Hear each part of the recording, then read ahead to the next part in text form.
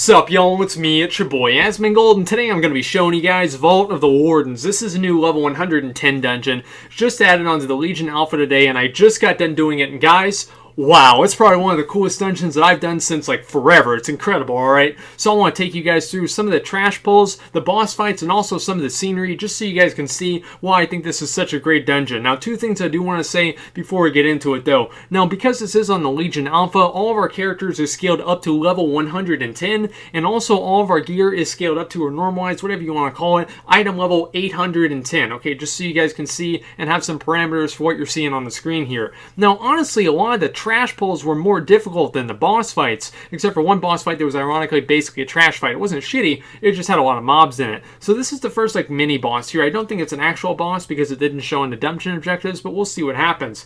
Anyway, so she's a female demon hunter. She throws these glaives around, and as you can see there, she jumps over, and the little purple glaives, I didn't really see what they did, but I'm assuming they're probably going to do damage to you. Now there's a reoccurring theme in this dungeon and also in Legion in general that whenever you're fighting a demon hunter and they reach 50% health, they will go into metamorphosis form, which will unlock additional abilities, as you guys can see right there, and also they're going to do a lot of damage. As you guys can fucking see right there, I almost died. But anyway, I was able to kite her around and just kill her. Not really too big of a deal. And again, I do think this is a mini boss because we didn't even get any clusters of potentiation. Now here, I wanted to show you guys this entire trash pull because if you didn't know, tanking, just I guess for lack of a better word, has gotten nerfed because Blizzard thought that honestly tanks were just too good, and so they nerfed tanking in Legion to be basically 10 times more effective than a DPS taking damage, rather than 50 times more effective, which is about what they are right now in Wards of Draenor. So as you guys can see, I'm going to be taking tons of damage. I'm going to have to jump around, kite around,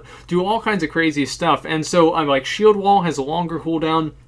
I don't think it mitigates as much damage, and there's a lot of other things that basically have been reduced in cooldowns. I haven't used every tank class yet, but from the ones I've seen so far, it's been very, very difficult to tank after this tanking nerf. Anyway, I was, honestly, I'll tell you guys the truth, this trash pull right here was more difficult than really any trash pull that I've had to do in Wards of Draenor, period, alright? I guess like outside of challenge modes, but still, it's been very, very crazy to do this dungeon and having to deal with all of the different things that are happening. Now, this is the first boss right here. His name is, I have no fucking idea. But anyway, he does a couple of different abilities. He does a Shadow Blades thing, and basically his melee attacks do a shadow damage component, with basically more damage as well. He also jumps away and casts Furious Blast. You have to interrupt that. It's very easy to deal with. Again, once he reaches 50% health, he goes into metamorphosis form, and he throws his glaives away, and they're not gone, no. They're going to be spinning around the room, very similar to if you guys have ever done Sinestra. The two orbs, basically the glaives, are spinning around the room, and there's a green chain that's connecting them. If you run through the green chain, I don't really know what happens, but you're probably a fucking idiot. So really, it's not very hard to do, to avoid either. Really what you have to do is that as the glaives move around the room, they do make openings that you can go around. The only real difficult portion here is to make sure that you have the fire controlled, and so as you guys can see right here, I'm going to be going right around the glaives. It's not going to be too big of a deal, but there is fire, and so that's the difficult component of the fight. But I do think in order for this fight to be more challenging and hopefully on heroic and the challenge modes, they'll have a couple of other ground effects just to make things a little bit tighter. And so as you can see, that's the the melee damage increase as well. So we killed him. Wasn't really too hard. It was our first try. This is a trash pull, but I just want to show you guys what she looked like. Apparently Princess Thaedrus has some kids, because she's disgusting as hell. And like, look at them little feet down there at the bottom, like dangling around. It's like Gorfine, but it's a girl. It's even worse. Oh my god, it's disgusting. Like, how Blizzard put this in the game? This is horrifying. So anyway, we're going to go to the next boss, alright? Anyway, oh no, not the next boss quite yet. This is an elevator. Now, unfortunately, I think the elevator drops at a slower speed than you fall, so it's not like you're going to fall down and die on it unless you're really dumb. Whenever you're going down there, I really like that as well. It reminds me a lot of going down the fall on Azul and Narub in Wrath of the Lich King. Very, very cool, very scenic. They've really put a lot of work into making these dungeons very aesthetically pleasing. He casts that ability right there. I don't remember exactly what it's called, but really what you have to do is interrupt it. If you don't interrupt it, the next spell that you cast after he's cast that ability on you is put on a 10-second cooldown. Now this boss teleports 2 times in the fight, and he summons 2 sets of ads. This is the first set of ads. It's a Quel'Thuzad and also 2 of the Mogu guys. Now the Mogu guys throw rocks at you, and the Quel'Thuzad basically just fucking sits there. And so you gotta make sure that you interrupt the Inquisitor as well as kill the Mogu. And you want to kill these guys before he summons his second set of ads for obvious reasons. So this boss fight took us 2 tries, and we really had some bugged out issues because the elevator was happening. Somebody fell through the map, and so you guys, I'm cutting through a lot of it. And so here's the second set of the ads that he spawns. Here he summons these like old god type guys. Like one of them looks like what's that boss in Dragon Soul? And well, both of them look like bosses in Dragon Soul, Yorshaz and Zanaz. And so the larger mob right here, basically you have to fight him, and you have to interrupt his it's basically a fear that he casts, and so you have to make sure you have one person interrupting him as well as having another person interrupting the Inquisitor so he doesn't cast the soul ability. Also, there are ads above the on the balcony above us that we aggroed because we had no fucking idea what we were doing. Again, see, we let that one go off because I had to interrupt the fear. Now, also the little smaller ads, the 2 smaller ads, summon little things on the ground basically that you have to avoid, and you just move out of them. It's not really too hard to deal with. After you go ahead and kill him, I guess these ads stay around, and see, yeah, those are the little ads that we accidentally aggroed.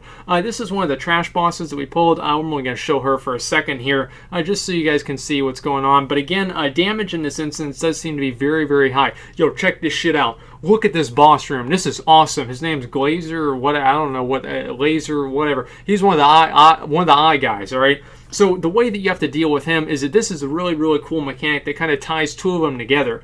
Now, if you guys have ever done the quest in Badlands where you have to refract the beams around the room, this is basically the same thing.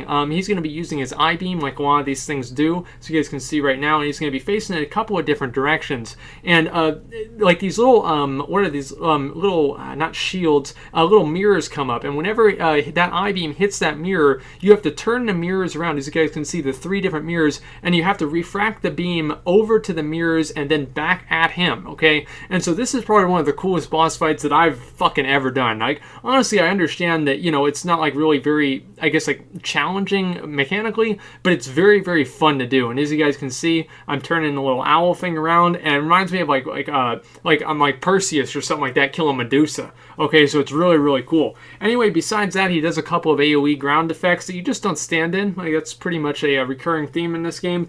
And also, he does some pretty high tank damage, but that's really pretty much negligible. He only did the I-beam phase once, but I'm assuming he'll probably do that longer if you take longer to kill him. He also, none of these bosses did drop loot. This guy was a real cock in the ass, okay? He actually almost killed me. Like, I came closer to death with this guy than any of the bosses, because you got that Felguard guy and all the kinds of other stuff there. And then you cast a meteor on your, what do you call it, on somebody in the group, so everybody's got to stack up as well. Now, I come out here, and this was even cooler. Well, I don't know if I think the eye guy is a little bit cooler than this, but still, so you have like this, he's actually a fire golem that you have to fight. We did wipe on him once, and you have to use, what are they called? Some sort of countermeasures. And the countermeasures basically, throughout the fight, the, what's his name? Ash Golem, okay? Basically, he's going to put volcanoes on the ground, and you're not supposed to pop heroism right there because you probably want to wait for whenever he takes more damage. But either way, so he puts volcanoes on the ground, you stay away from those, and throughout the course of the fight, the volcanoes build up, and he also summons ads. You have to kill the ads. There's more fire on the ground. Basically, more and more shit covers the ground, and at some point, you're able to use the countermeasures, and it freezes the golem here, and he takes double damage, and he's stunned, and it also clears all of the other volcanoes and all of that stuff. Everything on the ground here is basically gone, and it's a reset. It's very similar to the last boss in Time, okay? And also in like kind of in the same way Atramedes, where you have to basically you know, whenever it gets too intense, you hit one of the gongs and it stuns him. This basically functions the exact same way. And so there he is right there. We use the countermeasures, and then he becomes brittle, which means that he's stunned. He obviously isn't doing anything because he's frozen, and also he takes double damage. So this boss fight took us, was it one try? No, 2 tries. One wipe because we didn't know what we were doing, and then the second try we killed it with really no trouble whatsoever. Also, there are 2 sets of ads. One type of ad blows up, and another type of ad just casts on people. My our experience is that really you don't have to deal with the ones that are blowing up. They just didn't really do that much damage. damage. It only did about 200,000 damage, and as a comparison, most everybody in the group had a little bit over a million health, like 1.1, and as a tank, I had 1.6 million health. After you killed all four of those bosses total, you go down this elevator down to the lower level into the fucking intense part of the Vault of the Wardens, okay? And it's so intense, you've got to go in here and you have to use this light of a loon, okay? And so I have to click on this, and it gives me this ability to light up the cavern here. And this is probably, this is why I thought it was so cool. This is probably one of the coolest things that they've ever added into the game. This is very similar to the I think it's called the Emerald Phase, or the Moon Guard. I know what the achievement is, Moon Guard, in the I think it's also the End Time. I think it's one of the Dragon Soul heroics where you have to go around with the light and make sure that you don't get too close. And honestly, that shit's almost kind of scary, right? Because these spiders are popping out of nowhere, and you've got to stay stacked up together so you have the light, and then you have other mobs coming out of the shadows. Honestly, this is really, really cool, and you can see more coming out of the shadows there. Now, man, I almost wanted to show you guys some more of the footage here, because it really seems that Blizzard is putting a lot of work and a lot of effort into making these dungeons really, really great, okay? And I think that that's amazing. And here's another one that you can use, another light of a loon. And so we basically have to go down this this path into the lower level, I guess the bottom part of the vault to fight, I think it's Cordana Fellsong. I'm assuming she's probably the one that has to do with the legendary questline in Warlords of Draenor. And after we cleared up to here, there's this big door. And this reminds me, of course, a lot of Old War, because you guys know the fucking big door in there. You open up that door, and this is going to take you, again, very, very scenic route, down across this pathway into this final chamber where you fight Cordana Fellsong. And here, the fight is not entirely completed, okay? And so you're not going to see the whole thing, but we do kill her, all right? And so really in the first phase, you have to deal with a couple of mechanics that are more or less idiot checks. And after that, you have to, my understanding with this is that you probably have to use the Light of a Loon to pull her out of stealth, and that's going to be how you're going to be able to kill her.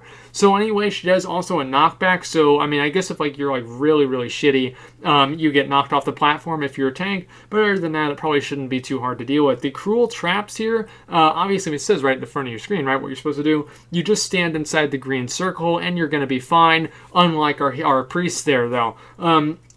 This was our first time doing it, so I think a lot of people just didn't really understand what was going on. Usually whenever you see something on the ground, you want to move out of it. Now, whenever we got her low enough health, she went ahead, and as you guys can see, you've got those four little owl, I guess, pillars around the room that just spawned, and the Light of a Loon spawned at one of those, and I guess it went away because, again, this is just testing. And at this point, basically, she just repeats that mechanic over and over. She doesn't really need to, we don't really need to deal with the shadow step because, again, the mechanics aren't really in place. That glaive, I don't know if it really would deal damage to me whenever it came back, but I figured there'd be no point in really trying to find out. So there it is, we killed her, and guys, honestly, I've had such a good time doing the dungeons in this expansion. They're really, really, really great, okay? And I don't want to get hyped up about the expansion or anything like that, but these dungeons make it really, really hard not to be. So anyway, I really hope you enjoyed watching this video as much as I enjoyed doing the dungeon for you. So that's pretty much all I've got. Thanks for watching, and like, comment, subscribe.